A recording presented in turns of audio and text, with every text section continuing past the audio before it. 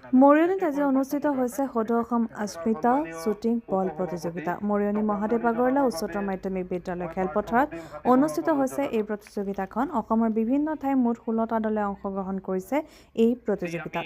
4 তত্বাৱধানত অনুষ্ঠিত কৰা হৈছে লীগ প্ৰতিযোগিতাখন। ভাৰত চৰকাৰৰ স্বীকৃতিপ্ৰাপ্ত এই শ্বুটিং বল খেলবিধ নতুনকৈ খেলো ইণ্ডিয়াত অন্তৰ্ভুক্ত কৰা হৈছে। বিশেষকৈ মহিলা সবলীকৰণ কৰাৰ উদ্দেশ্যে এই খেল অন্তৰ্ভুক্ত কৰা হৈছে আৰু ইয়াৰ পৰা মহিলাসকলৰ শাৰীৰিক আৰু মানসিক উৎকৰ্ষ সাধন হোৱাৰ আশা কৰিব পাৰি। ভাৰতত মুঠ 33টা কেন্দ্ৰত অনুষ্ঠিত হ'ব এই খেল। অসমৰ একমাত্ৰ কেন্দ্ৰটো যোৰহাট জিলাৰ মৰিয়নীত অনুষ্ঠিত কৰা হৈছে। আজি এই খেলৰ শুভাৰম্ভণি অনুষ্ঠানত উপস্থিত আছিল মৰিয়নী মহাদেৱ আগৰৱালা উচ্চতৰ মাধ্যমিক বিদ্যালয়ৰ অধ্যক্ষ প্ৰীতম শইকীয়া, সমাজকৰ্মী নেকিব ইছলাম, যোৰহাট চাহ মজদুৰ সংঘৰ প্ৰাক্তন সভাপতি বিলাতী তাঁতী, মৰিয়নী ক্ৰীড়া সন্থাৰ সম্পাদক দীপক দত্ত, তপন দাস, কস্তুৰী আগৰৱালা, জিতু দাস, মৰিয়নী পৌৰসভাৰ সভানেত্ৰী বিশ্বপ্ৰভা শইকীয়াকে আদি কৰি কেইবাজনো গণ্যমান্য ব্যক্তি।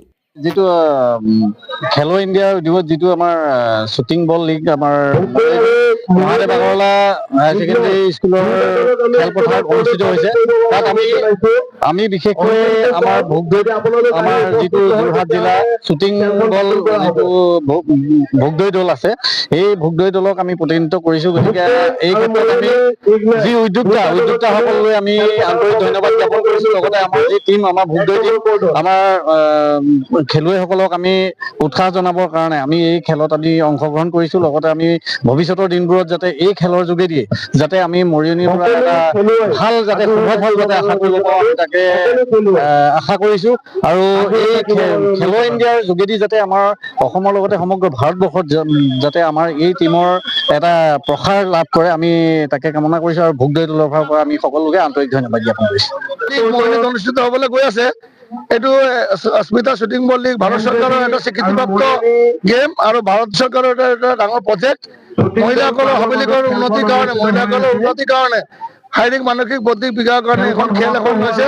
আগতে যেনেকৈ এক ভাৰত শ্ৰেষ্ঠ ভাৰত আছিলে, এতিয়া অস্মিতা খেলো ইণ্ডিয়া ওমেন্স লীগ পাতিছে গোটেই সৰ্বভাৰতীয় পৰ্যায়ত। গোটেই ভাৰতত 33টা চেণ্টাৰ দিছিলে। তাৰে অসমত আমি লাকি, কাৰণ আমি অসমত এটাই চেণ্টাৰ পাইছো, যোৰহাট জিলা মৰিয়নীত। আৰু এই শ্বুটিং বলৰ সৰ্বমুঠ আমাৰ 16টা দলে অসমৰ ইমৰ পৰা ইমৰ সৰ্বতা 16টা দলে যোগদান কৰিছে। আৰু এইখন অস্মিতা খেলো ইণ্ডিয়া লীগ ছাৰৰ তত্বাৱধানত হৈছে।